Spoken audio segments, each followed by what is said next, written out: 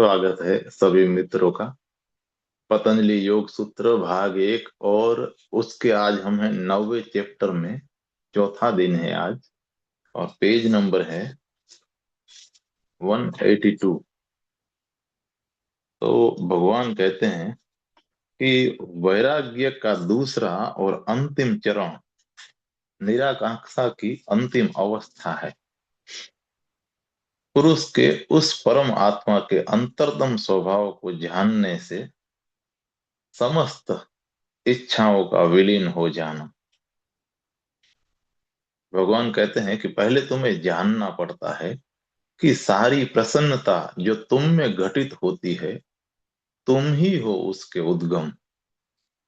दूसरी बात, तुम्हें अपनी आंतरिक आत्मा के समग्र स्वभाव को जानना पड़ता है।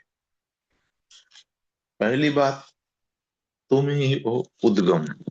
और दूसरी बात, तुम्हें जानना पड़ता है कि यह उद्गम है क्या। पहले इतना भर काफी है कि तुम अपनी प्रसन्नता के उद्गम हो।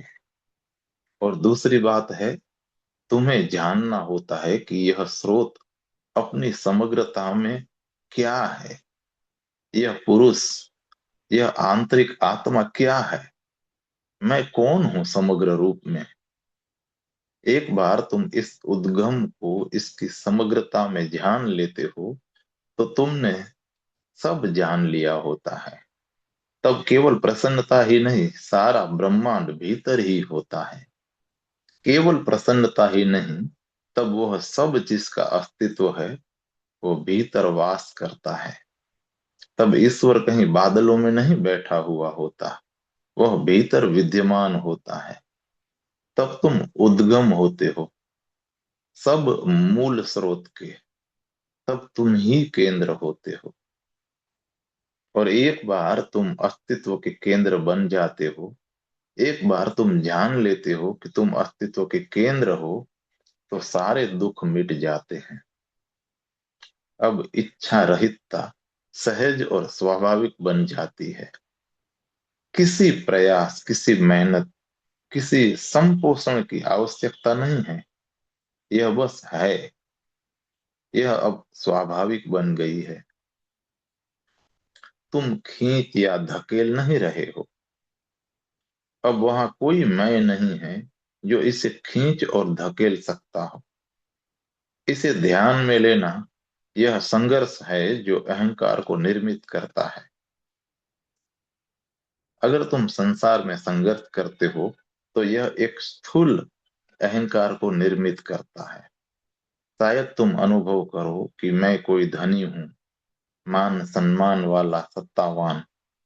और अगर तुम भीतर संघर्ष करते हो तो यह एक सूक्ष्म अहंकार को निर्मित करता है। हो सकता है कि तुम अनुभव करो कि मैं शुद्ध हूं, मैं संत हूं, मैं एक मनीषी हूं। लेकिन इस संघर्ष के साथ मैं तो बना रहता है। तो कुछ लोग पवित्र अहंकारी है जिनका बड़ा सूक्ष्म अहंकार है। हो सकता है वे सांसारिक व्यक्ति ना हो, वे नहीं होते, वे पारलौकिक होते हैं। लेकिन संघर्ष तो उनमें होता है। उन्होंने कुछ प्राप्त कर लिया है, लेकिन वह प्राप्ति अब तक मैं की अंतिम छाया को ढो रही होती है। पतंजलि के लिए वैराग्य की दूसरी और अंतिम सीढ़ी है अहंकार का पूर्ण विसर्जन। अब स्वभाव मात्र प्रवाहित हो रहा है। कोई मैं नहीं, कोई सचेतन प्रयास नहीं। इसका यह मतलब नहीं है कि तुम बोधपूर्ण न होगे।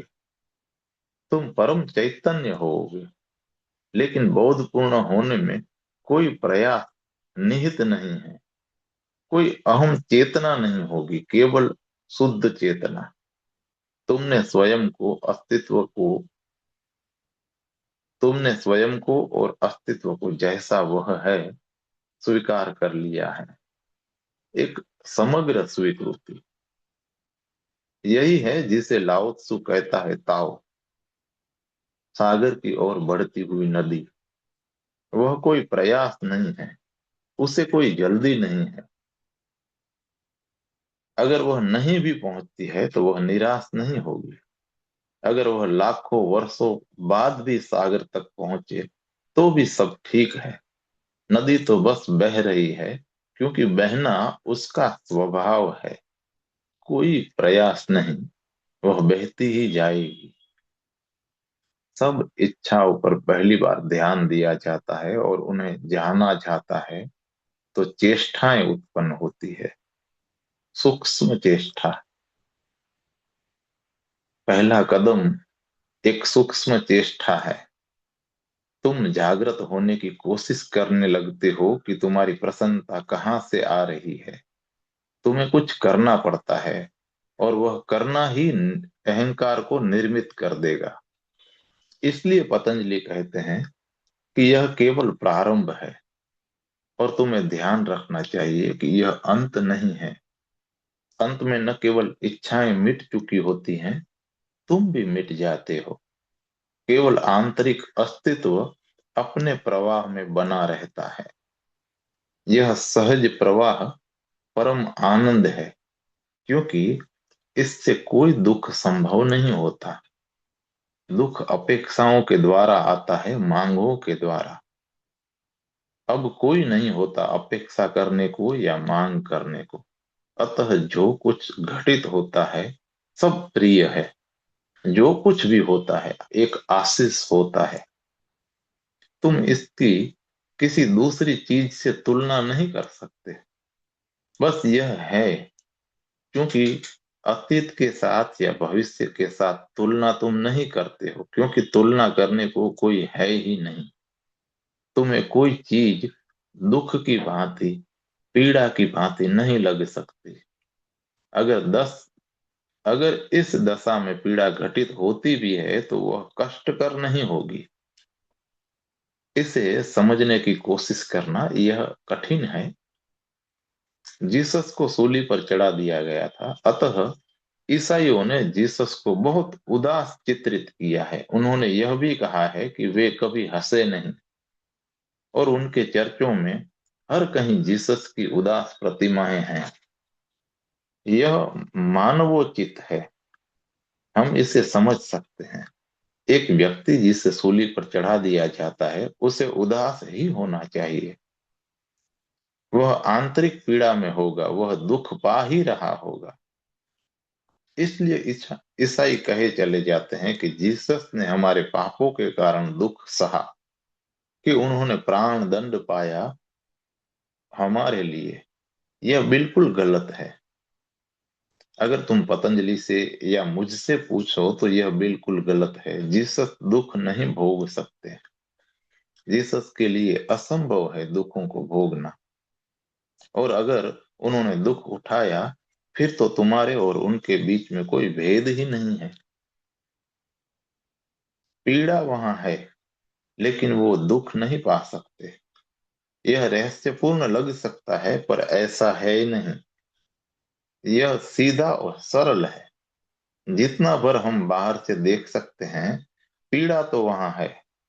उन्हें सूली पर चढ़ाया जा रहा है, उन्हें अपमानित भी किया जा रहा है, उनका शरीर नष्ट किया जा रहा है, दर्द है वहां। लेकिन जीसस को पीड़ा नहीं हो सकती है। उस क्षण जब जीसस को सूली पर चढ़ाया जा रहा है, वे कोई इच्छा नहीं कर सकते। उनकी कोई मांग नहीं है। वे नहीं कह सकते कि यह गलत है, यह ऐसा नहीं होना चाहिए, मुझे तो ताज पहनाया जाना चाहिए और मुझे सूली पर चढ़ाया जा रहा है। अगर उनके मन में यह हो कि मुझे ताज पहनाया जाना चाहिए और मुझे सूली पर चढ़ाया जा रहा है, तब दुख होगा।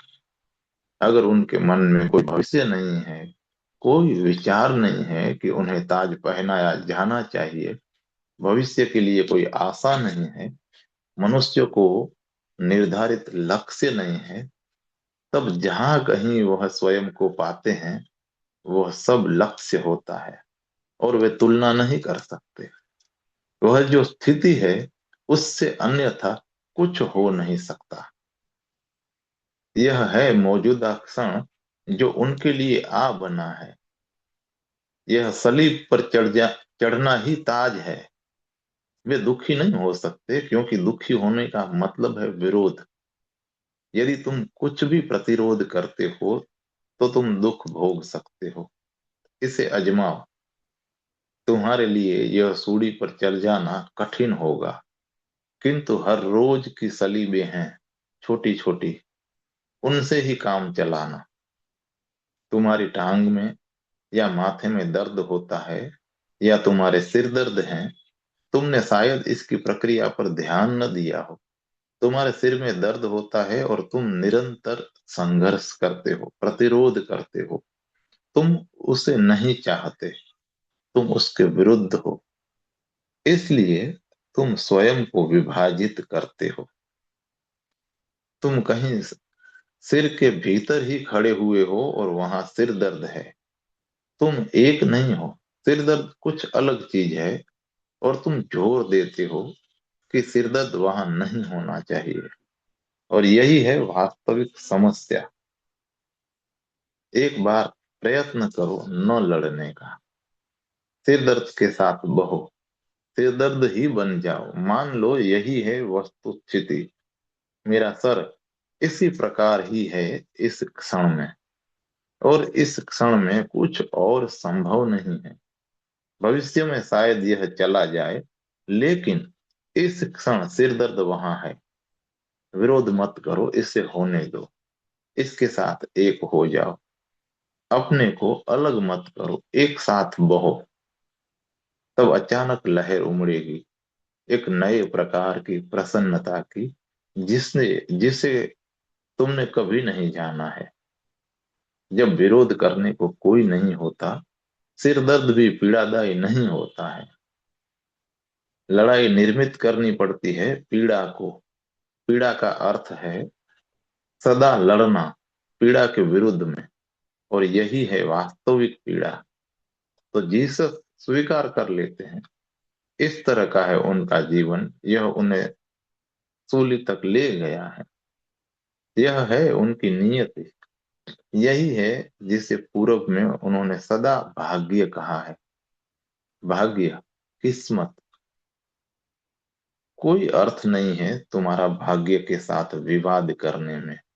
कोई सार नहीं है इससे लड़ने में। तुम कुछ नहीं कर सकते, यह घट रहा है। तुम्हारे लिए केवल एक बात संभव है। तुम इसके साथ बह सकते हो, या तुम इसके साथ लड़ सकते हो। यदि तुम लड़ते हो तो यह अधिक यंत्रणादायक हो जाती है। यदि तुम इसके साथ बहते हो तो यह कम यंत्रणा होती है। और अगर तुम समग्रता से बहते हो तो व्यथा तिरोहित हो जाती है। तुम ही प्रवाह बन जाते हो। इसे आजमाना जब तुम्हें सिर दर्द हो। आजमाना इसे जब तुम्हारा शरीर बीमार हो। इसे आजमा लेना जब तुम्हें कोई दर्द हो। बस इसके साथ बहना, और एक बार भी तुम ऐसा होने देते हो तो तुम जीवन के गूढ़तम रहस्यों में से एक तक पहुंच गए। वह दर्द तिरोहित हो जाता है अगर तुम उसके साथ बहते हो। और यदि तुम समग्रता से बह सकते हो तो व्यथा प्रसन्नता बन जाती है। लेकिन यह कोई तर्कसंगत चीज नहीं है समझने की। बौद्धिक तल पर तुम इसे समझ सकते हो, पर इससे कुछ होगा नहीं।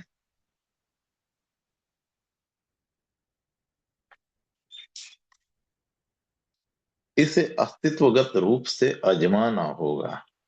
हर रोज की स्थितियां हैं, हर क्षण कुछ गलत हो रहा है। जो हो रहा है उसके साथ बहो और देखो कि तुम कैसे सारी स्थितियों को रूपांतरित कर देते हो।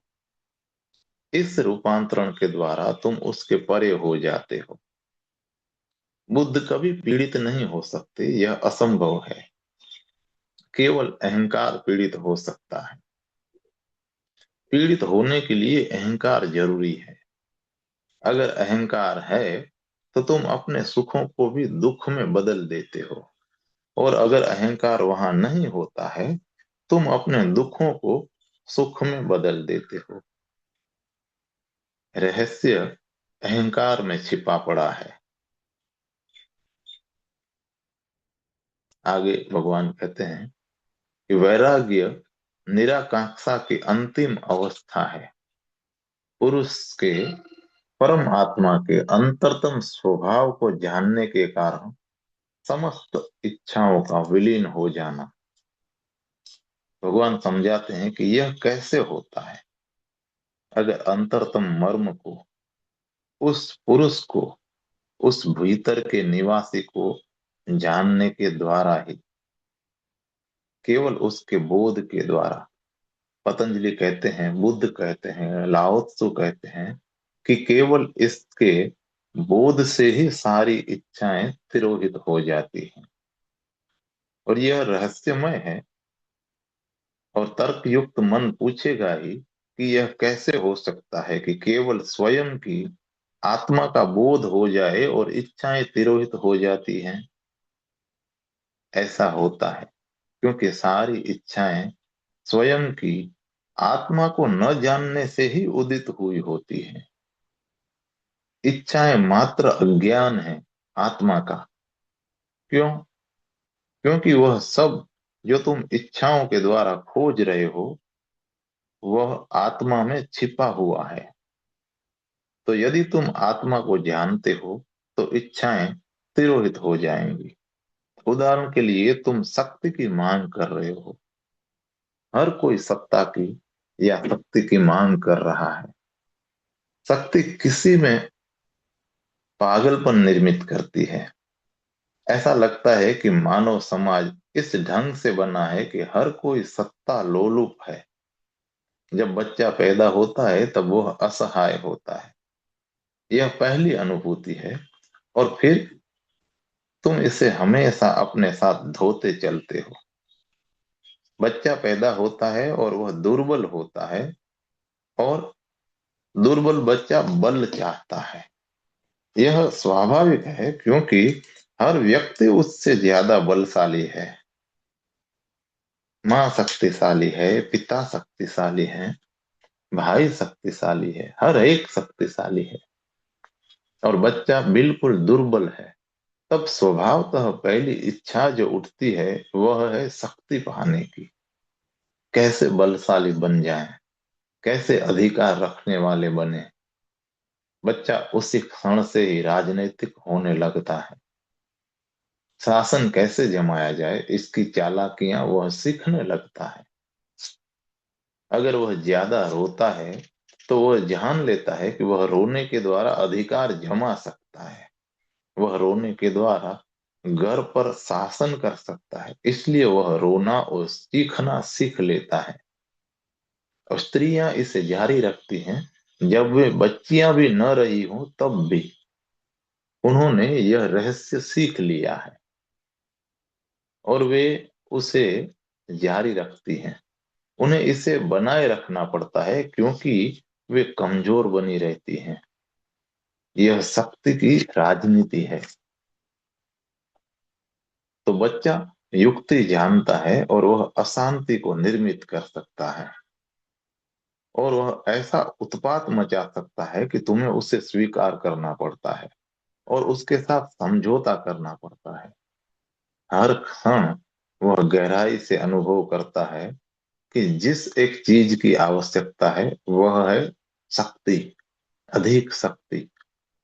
वह शिक्षा प्राप्त करेगा, वह स्कूल जाएगा, वह बड़ा होगा, वह प्रेम करेगा। लेकिन उसकी शिक्षा, प्रेम, खेल, हर चीज के पीछे वह ढूंढ रहा होगा कि अधिक सत्ता कैसे प्राप्त करे। शिक्षा द्वारा वह अधिकार जमाना चाहेगा। वह सीख लेगा कि क्लास में प्रथम कैसे आया जाए जिससे कि वह अधिकार रख सके। ज्यादा पैसा कैसे पाया जाए ताकि शासनकर्ता बन सके। प्रभुत्व क्षेत्र में किस तरह प्रभाव बढ़ता रहे। अपनी सारी जिंदगी वह शक्ति के, सत्ता के पीछे पड़ा रहेगा।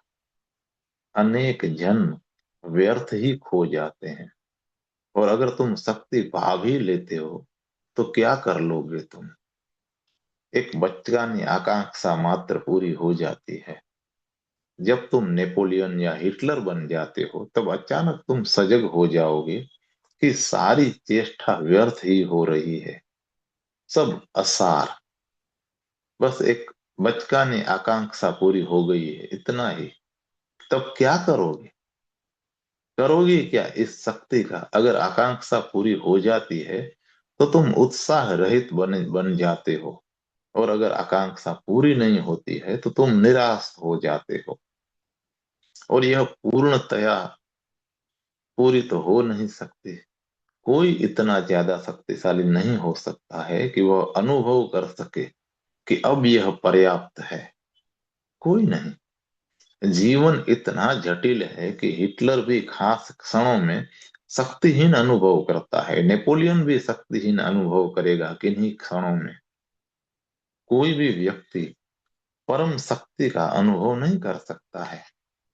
इसलिए तुम्हें कोई चीज संतुष्ट नहीं कर सकती। लेकिन जब कोई व्यक्ति अपने आत्मा के बोध को उपलब्ध होता है तो वह परम शक्ति के स्रोत को ही जान लेता है। तब शक्ति की इच्छा ही तिरोहित हो जाती है, क्योंकि तुम जान जाते हो कि तुम पहले से ही सम्राट हो, और तुम सिर्फ सोच रहे थे कि तुम भिखारी हो। तुम ज्यादा बड़े भिखारी बनने को संघर्ष कर रहे थे, ज्यादा और ऊंचे भिखारी, और तुम पहले से ही सम्राट थे। अचानक तुम स्पष्ट अनुभव करते हो कि तुम्हारे पास किसी चीज का अभाव नहीं है। तुम असहाय नहीं हो, तुम समस्त ऊर्जाओं के स्रोत हो। तुम हो जीवन के असली स्रोत। बचपन की शक्तिहीनता वाली अनुभूति दूसरों के द्वारा निर्मित हुई थी, और वह केवल एक दुष्चक्र था जिसे उन्होंने तुम में निर्मित किया था, क्योंकि यह उनमें निर्मित हुआ, उनके माता पिता के द्वारा। और इसी तरह और पीछे भी यही हुआ था। तुम्हारे माता पिता तुम में यह भाव निर्मित करते हैं कि तुम शक्तिहीन हो। क्यों? क्योंकि केवल इसके द्वारा ही वे अनुभव कर सकते हैं कि वे शक्तिशाली हैं। तुम शायद सोच रहे हो कि तुम अपने बच्चों को बहुत ज्यादा प्यार करते हो, लेकिन वस्तुतः स्थिति यह नहीं जान पड़ती है। तुम सत्ता से प्यार करते हो, और जब तुम्हारे बच्चे होते हैं, जब तुम माता पिता बनते हो, तब तुम शक्तिशाली और सत्तापूर्ण होते हो। तुम्हारी कोई न सुनता होगा, तुम संसार में कोई स्थान न रखते होगे, लेकिन कम से कम तुम्हारे घर की सीमाओं के भीतर तुम शक्तिशाली होते हो। कम से कम तुम छोटे बच्चों को सता सकते हो। जरा पिताओं और माताओं की तरफ देखो, वे सताते हैं, और वे इतने प्रेम पूर्ण ढंग से सताते हैं कि तुम उनसे कह भी नहीं सकते कि वे उत्पीड़ित कर रहे हैं। उनके अपने भले के लिए वे उत्पीड़ित कर रहे हैं, बच्चों के भले के लिए नहीं। वे विकसित होने में उनकी सहायता करते हैं, वे शक्तिशाली अनुभव करते हैं इससे। समाजशास्त्री कहते हैं कि बहुत लोग अध्यापन करते हैं कि वे केवल शक्तिशाली अनुभव करने को ही समाजशास्त्री कहते हैं कि बहुत लोग अध्यापन करते हैं केवल शक्तिशाली अनुभव करने के लिए। तुम्हारे अधिकार में 30 बच्चे हों तो तुम किसी सम्राट के भांति ही होते हो। ऐसा सुना जाता है कि औरंगजेब को उसके बेटे ने जेल में डाल दिया था। जब वह जेल में था तो उसने अपने बेटे को एक चिट्ठी लिखी। उसने कहा कि मेरी सिर्फ एक चाह है, अगर तुम इसे पूरा कर सको तो यह अच्छा होगा, और मैं भी बहुत खुश होऊंगा। मेरे पास 30 बच्चे भेज दो ताकि मैं उन्हें पढ़ा सकूं अपनी कैद के दौरान। सुनते हैं, उसके बेटे ने यह कहा कि मेरे पिता हमेशा बादशाह रहे हैं, और वे अपना राज्य नहीं खो सकते। जेल में भी उन्हें 30 बच्चों की जरूरत है, जिससे कि वे उन्हें पढ़ा सके। जरा देखना, किसी स्कूल में जाना, कुर्सी पर बैठे हुए शिक्षक के पास पूरी सत्ता होती है। वह हर चीज का मालिक होता है जो भी वहां घटित हो रही हो। लोग बच्चे इसलिए नहीं चाहते हैं कि वे उन्हें प्यार करते हैं। अगर वे सचमुच ही प्यार करते होते तो संसार पूर्णतया अलग होता। अगर तुमने अपने बच्चों से प्रेम किया होता तो संसार पूर्णतया भिन्न होता। तुम उसकी सहायता न करते उसके निस्सहाय होने में या असहाय अनुभव करने में। तुम उसे इतना प्रेम देते कि वह अनुभव करता कि वह शक्तिशाली है। अगर तुम प्रेम देते हो तो वह शक्ति की मांग कभी नहीं कर सकता। वह राजनेता नहीं बनेगा, वह चुनावों के पीछे नहीं जाएगा, वह धन संग्रह करने की कोशिश नहीं करेगा और उसके पीछे पागल नहीं हो जाएगा, क्योंकि वह जानता होगा कि यह सब बातें व्यर्थ हैं। वह शक्तिशाली है ही क्योंकि प्रेम ही पर्याप्त है। पर अगर कोई भी उसे प्रेम नहीं दे रहा है, तब वह इसके लिए परिपूरक को निर्मित करेगा। तुम्हारी सारी इच्छाएं, चाहे सत्ता की या धन की, प्रतिष्ठा की, वे सब दर्शाती हैं कि तुम्हारे बचपन में कुछ चीजें तुम्हें सिखा दी गई थी। कोई चीज तुम्हारे जैविक कंप्यूटर में भर दी गई है और तुम उस अंकन के पीछे पीछे चल रहे हो, भीतर झांके बिना, देखे बिना कि जो कुछ तुम मांग रहे हो वह पहले से ही है वहां। पतंजलि की सारी चेष्टा है तुम्हारे जैविक कंप्यूटर को मौन बना देने की, जिससे कि वह दखल न देता रहे। और यही है ध्यान। यह तुम्हारे जैविक कंप्यूटर को निश्चित क्षणों के लिए मौन में रख रहा है, शब्द शून्य अवस्था में, जिससे तुम भीतर देख सको और तुम्हारे गहनतम स्वभाव को सुन सको। एक झलक मात्र तुम्हें बदल देगी, क्योंकि तब वह जैविक कंप्यूटर तुम्हें धोखा नहीं दे सकता है। तुम्हारा जैविक कंप्यूटर कहता ही जाता है कि यह करो वह करो। वह लगातार तुम्हें चालाकी से प्रभावित किए जाता है। तुम्हें कहता रहता है कि तुम्हारे पास अधिक शक्ति होनी चाहिए, अन्यथा तुम कुछ नहीं हो। अगर तुम भीतर देख लो तो कोई दूसरा बनने की जरूरत ही नहीं है, कुछ होने की जरूरत नहीं है। जैसे तुम हो, स्वीकार कर ही लिए गए हो। सारा अस्तित्व तुम्हें स्वीकार करता है, तुमको लेकर प्रसन्न है। तुम एक खिलावट हो, एक व्यक्तिगत खिलावट, किसी दूसरे से भिन्न और बेजोड़। और ईश्वर तुम्हारा स्वागत करता है, अन्यथा तुम यहां न हो सकते थे। तुम यहां हो तो केवल इसलिए कि तुम स्वीकृत हो। तुम यहाँ हो सिर्फ इसलिए कि ईश्वर तुम्हें प्रेम करता है, ब्रह्मांड तुम्हें प्रेम करता है। अस्तित्व को तुम्हारी जरूरत रहती है, तुम जरूरी हो। एक बार तुम अपने अंतरतम स्वभाव को जान लेते हो, जिसे पतंजलि पुरुष कहते हैं। पुरुष का अर्थ है अंतर्वासी। तब किसी दूसरी चीज की जरूरत नहीं है। शरीर तो बस घर है, अंतर्वासी चेतना पुरुष है। एक बार तुम अंतर्वासी चेतना को जान लेते हो, फिर किसी चीज की जरूरत नहीं रहती। तुम पर्याप्त हो, पर्याप्त से भी कहीं अधिक। जैसे तुम हो, पूर्ण हो। तुम पूर्णतया स्वीकृत हो, सत्कार पाए हुए हो। अस्तित्व एक आशीष बन जाता है। इच्छाएं तिरोहित हो जाती हैं, क्योंकि वे आत्म अज्ञान का हिस्सा थी। आत्मबोध होने से वे तिरोहित हो जाती हैं, वे विलीन हो जाती हैं। अभ्यास, सतत आंतरिक अभ्यास, जागरूक होने का अधिक से अधिक सचेतन अभ्यास, अधिक और अधिक मालिक होना स्वयं का। आदतों द्वारा यांत्रिक यंत्र मानव की तरह रचना तंत्रों के द्वारा कम और कम शासित होते जाना।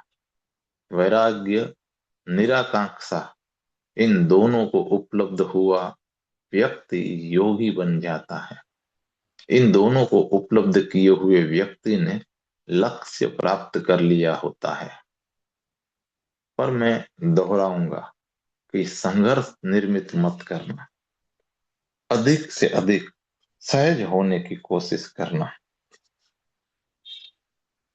जो घट रहा है उन सब को होने देना, नकारात्मक से लड़ना मत, बल्कि पता लगाना कि क्या है जो तुम्हें प्रसन्नता देता है, वह कहाँ से आता है, और उसी दिशा की ओर बढ़ना। इच्छाएं धीरे धीरे तिरोहित हो जाती हैं। और दूसरी बात, अधिक और अधिक सचेतन होना। जो कुछ घटित हो रहा हो, अधिक से अधिक सजग रहना और उसी क्षण में बने रहना, उस क्षण को स्वीकार कर लेना। किसी दूसरी चीज की मांग मत करना, फिर तुम दुखों को निर्मित नहीं कर रहे होगे। अगर पीड़ा है, रहने दो उसे वहीं, उसमें बने रहो और उसमें बहो। एकमात्र शर्त यह है कि जागरूक बने रहना, बोधपूर्ण ढंग से, जागृत ढंग से उसमें बढ़ना, उसमें बहना, प्रतिरोध मत करना। जब पीड़ा तिरोहित हो जाती है, सुख की इच्छा भी विलीन हो जाती है। जब तुम संताप में नहीं होते हो, तब तुम भोगासक्ति की मांग भी नहीं कर रहे हो, नहीं करते हो। जब अधिक व्यथा नहीं होती है, तब भोगासक्ति अर्थहीन हो जाती है। तुम ज्यादा और ज्यादा आंतरिक खाई में उतरते चले जाते हो, और यह इतना ज्यादा आनंदपूर्ण होता है, यह इतना गहरा उल्लास होता है कि इसकी एक झलक से भी सारा संसार अर्थहीन हो जाता है। तब वह सब जो स्वयं संसार तुम्हें दे सकता है, वह किसी काम का नहीं रहता। लेकिन इससे संघर्षकारी अभिवृत्ति नहीं बनना चाहिए। तुम एक योद्धा नहीं बनना चाहिए, तुम्हें तुम्हें ध्यानी बनना चाहिए। यदि तुम ध्यान करते रहते हो, चीजें सहज रूप से तुमको घटेंगी, जो तुम्हें रूपांतरित करती जाएंगी और बदलती जाएंगी। लड़ना शुरू करते हो तो तुमने दमन का आरंभ कर दिया है, और दमन तुम्हें ज्यादा और ज्यादा दुख में ले जाएगा, और तुम धोखा नहीं दे सकते। बहुत लोग हैं जो केवल दूसरों को ही धोखा नहीं दे रहे हैं, वे अपने को भी धोखा दे रहे हैं। वे सोचते हैं कि वे दुख में नहीं हैं, वे कहे जाते हैं कि वे दुख में नहीं है, लेकिन उनका सारा अस्तित्व दुखी है। जब वे कह रहे हैं कि वे दुख में नहीं है, तो उनके चेहरे, उनकी आंखें, उनके हृदय, हर चीज दुख में होती है। मैं तुमसे एक कथा कहूंगा और फिर समाप्त करूंगा। मैंने सुना है एक बार ऐसा हुआ कि 12 स्त्रियां परलोक के पाप मोचन स्थान पर पहुंची। वहां एक पदधारी फरिश्ते ने उनसे पूछा कि जब तुम पृथ्वी पर थी, तो क्या तुमसे कोई अपने पति के प्रति विश्वासघात क्या तुम में से कोई अपने पति के प्रति विश्वासघाती थी? अगर किसी ने अपने पति के साथ विश्वासघात किया था, तो उसे अपना हाथ उठा देना चाहिए। लजाते हुए, हिचकिचाते हुए, धीरे धीरे 11 स्त्रियों ने अपने हाथ ऊंचे कर दिए। पदधारी फरिश्ते ने अपना फोन उठाया और कॉल की, और वह बोला, हेलो, क्या यह नर्क है? क्या तुम्हारे पास वहां 12 विश्वासघाती पत्नियों के लिए कमरा है? और उनमें से एक तो पत्थर की तरह बहरी है। इससे कुछ फर्क नहीं पड़ता, चाहे तुम कुछ स्वीकारो या नहीं। तुम्हारा चेहरा, तुम्हारा अस्तित्व ही हर चीज दर्शा देता है। हो सकता है तुम कहो कि तुम दुखी नहीं हो, लेकिन जिस तरह से तुम यह कहते हो, जिस ढंग से व्यवहार करते हो, वह बता देता है कि तुम दुखी हो। तुम धोखा नहीं दे सकते, और इससे कोई सार नहीं है, क्योंकि कोई किसी दूसरे को धोखा नहीं दे सकता। तुम केवल स्वयं को ही धोखा दे रहे हो। तो ध्यान रखना, यदि तुम दुखी होते हो तो तुम ही ने यह सब निर्मित किया है। यह तुम्हारे हृदय में गहरे उतरने दो कि तुम ही ने अपनी व्यथा निर्मित की है, क्योंकि यह बात सूत्र बनने वाली है, यह बात चाबी बनने वाली है। अगर तुमने ही निर्मित की है तुम्हारी व्यथा, तो केवल तुम ही इसे मिटा सकते हो। अगर किसी दूसरे ने उसे निर्मित किया है, तब तो तुम असहाय हो। तुमने निर्मित किए होते तुमने निर्मित किए हुए होते हैं तुम्हारे दुख, तो तुम ही उसे मिटा सकते हो। तुमने उन्हें गलत आदतों, गलत अभिवृत्तियों, आसक्तियों और इच्छाओं के द्वारा निर्मित किया है। इस ढांचे को गिरा दो, नए सिरे से देखो। तब यह जीवन ही वह सच्चिदानंद है जो मानवीय चेतना के लिए संभव है। धन्यवाद मित्रों।